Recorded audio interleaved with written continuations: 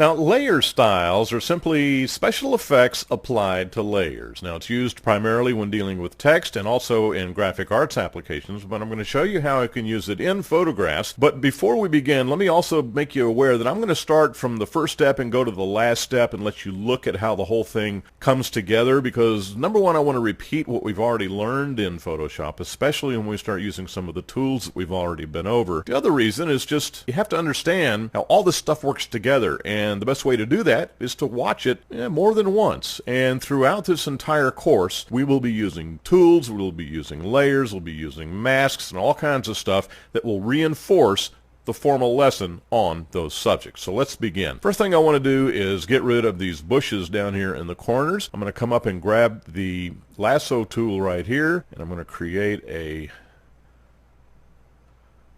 selection, and then come up to Edit, Fill, Content Aware, click OK, and that should get rid of it, which it does. Now we're going to come over here and do the same thing.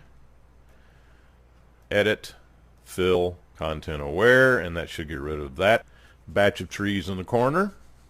Now I'm going to come in and I'm going to establish our copy layers. I haven't done that until now because I know that in every subsequent copy of this layer that I'm going to deal with, I wanted to get rid of these bushes down here. So now Control J on the PC, Command J on the Mac, and we have two copy layers. And I'm going to take the top one and then come over here and pick up the Quick Selection tool, or the Magic Wand. Let's use the Magic Wand tool. Click on it, and it's very close to being perfect, truth be known. So I'm going to come up and go Select Inverse, which now makes Kaylee the selection. I'm now going to hit Control J again, which is going to put her in her own layer. Let's take a look at what that looks like. And you see Kaylee up there in her own layer. Now I'm going to come and double click on the layer, and we'll see a dialog box that comes up titled Layer Style. And we have bevels and strokes, which are outlines, inner shadow, inner glow, all kinds of stuff, outer glow, drop shadows, pattern overlay. We can do anything we want as a special effect on that selection on that layer. I want the blend mode to be normal. I want the opacity to be 100%. I want no knockouts, at least not yet. And the first thing I want to do is create a drop shadow. And let's just take a look at how that's going to work. I want this to come out from over there. No, wait, I want it to go the other direction. Let's see how the light is hitting her. I might do it this way. Yeah, much better. Okay, now let's spread it out just a little bit so that it's not quite so cold. And there we have a drop shadow on Kaylee. Little special effect. Now let's take out the drop shadow and look at outer glow. And there's all kinds of stuff we can do here. Let's say we want to put like a red glow around Kaylee.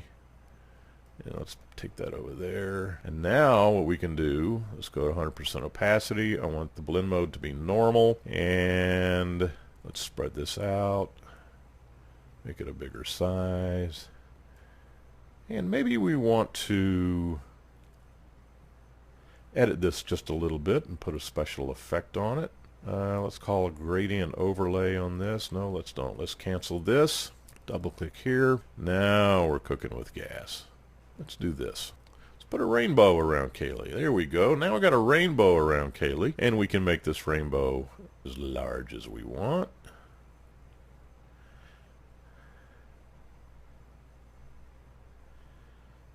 And as small as we want. We can put, let's see, what else can we do? Let's do an inner shadow. Distance. And I'm just playing around. Don't have any preconceived notion of what any of this is going to look like. I don't like that. So let's do the inner glow, and that should be a lot better. Okay, much, much better. But again, I want 100% opacity. I want normal blend mode. Let's see how that looks. And there we have just a couple of arbitrary settings, and I don't know how that got there, but we can remove it very easily. But there you have an example of some of the special effects that you can bring to bear on your photographic subject. Now let's take a look at how it works with text, and we'll go here, and then I'm going to click on the text tool and let it load. That does take a little bit. And let's start down here. reduce the size of the font, and we'll just type the word reaching new heights. Seems to fit, I would think. Bring it down here. Now we'll choose tool again, and we'll choose the text. And what do we want to do? Let's see. This gives this a faux bold look. Now we can change how these letters look. Reaching new heights. Let's let these lines separate out a little bit, and I think that will work. Click here. Now we'll again, let's reduce that. Double click on it, and let's do a drop shadow.